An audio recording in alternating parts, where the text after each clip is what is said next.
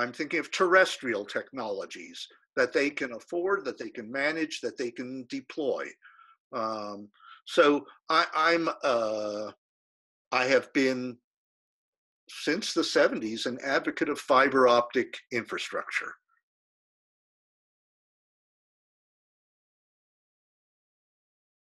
Great bandwidth capacity. So it doesn't limit what we're doing right now the way wireless might. Wireless has greater bandwidth limitation. It's not as, there's not as much throughput through a wireless connection as there is through fiber optics. So our backbones, essentially the telecommunications backbones, are and should be fiber optic. They have long life. They are shielded and not radiating, which some people have a concern about with wireless technologies. And fiber is already our primary backbones for undersea cables, for cross-country cabling. It's all fiber. These glass fibers, many strands through a conduit. And fiber is essential infrastructure. And communities and the big corporations have been reticent because of their economic models to build out local fiber infrastructure. They essentially have been calling government, at least in this country, government and corporations, the big internet service providers, the big former telephone companies, and even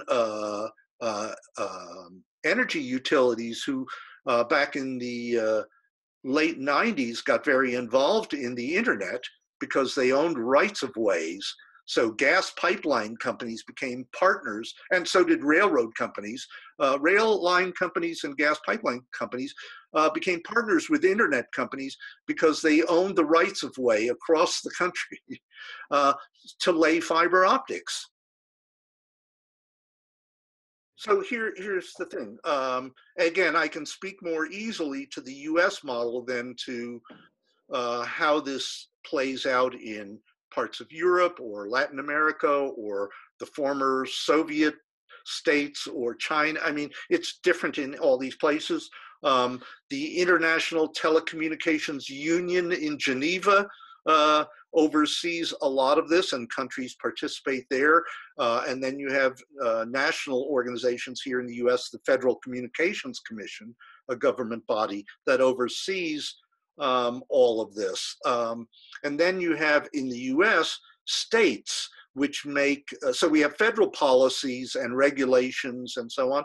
We also have state control of some aspects of telecommunication. And we've also in the past had local local government control of, for instance, cable TV franchising. Now that's going away. So local control of communications is essentially going away in the US. Also in the US, it is known that there are a number of states, like for instance Colorado, that are doing some really interesting statewide broadband networking initiatives, deploying fiber optics essentially through local referenda, local voting, local financing, and with some state assistance.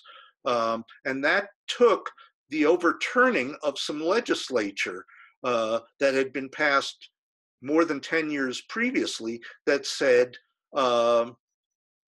here in Colorado, for instance, localities are not legally allowed to get involved in, not legally allowed to compete with the private sector because localities use public monies. So they're unfairly competing. They get grants and that's unfair to the corporations who have to finance this with user services themselves. But today, we still have approximately half of the states in the US 20 some odd states in the US the legislatures disallow local involvement in telecommunications for those reasons, saying it's unfair competition. Now, those legislatures have been paid off by lobbyists from Verizon, AT&T, and other big telcos to vote that way. They are, I mean, that's the big issue in government in the US in part is how do we remove the influence of of corporate money in government.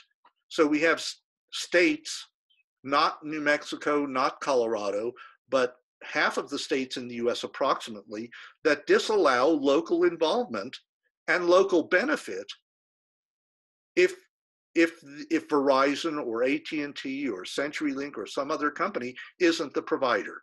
If they're not providing service in your community, then you just have no choice. You're just not going to be connected. You're not allowed to do it for yourself. So a community is not allowed to do its own Wi-Fi network for its own citizens in many places, or build out its own fiber, because that would be anti-competitive or unfairly competitive, because it uses public monies. Now, corporations use public monies, the airlines industries, the military, and AT&T and Verizon have all been subsidized by the federal government for years and years and have not complied with what they were to do with those federal funds. Verizon was supposed to have created fiber connection, mostly on the east and southeast of the US, to every community it provides service in. They were supposed to have provided by long ago, fiber optics, the FiOS service to everybody in their service territory. They are more and more backing away from doing that, and instead offering wireless technology for mobile communications or for so-called last mile infrastructure. They're offering essentially microwave or LTE communication for mobile communications, not building out fiber because they say the economics don't work. There's not enough population density to create affordable infrastructure in those places, as there would be in dense urban areas of high population. I say they're using the wrong economic model, and it's easier for localities to manage and build out their local infrastructure and generate some income off of that by leasing that to the companies to provide their corporate services over. So Zoom could be offered over the local service, over the local infrastructure, and generate some leased income to the community.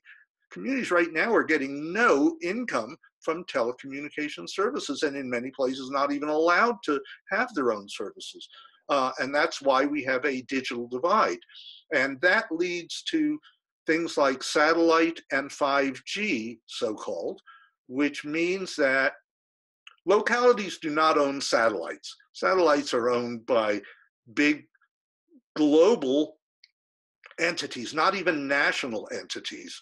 They're global corporations, and they are essentially consumer service. They offer phone network, whatever they're offering, as consumer service, meaning you can receive a lot of information, but you're not able to send your information up with the same kind of bandwidth to the same number of providers. They're not considering all of us providers as well as consumers, or so-called prosumers. Yeah. And that's the big issue with satellite, is that it's a consumer service that generates no income locally. It's all going to some corporate entity. And same with 5G, so-called distributed new spectrum, new bandwidth that has, is being actually built out in dense urban areas, but is not technically capable of serving rural.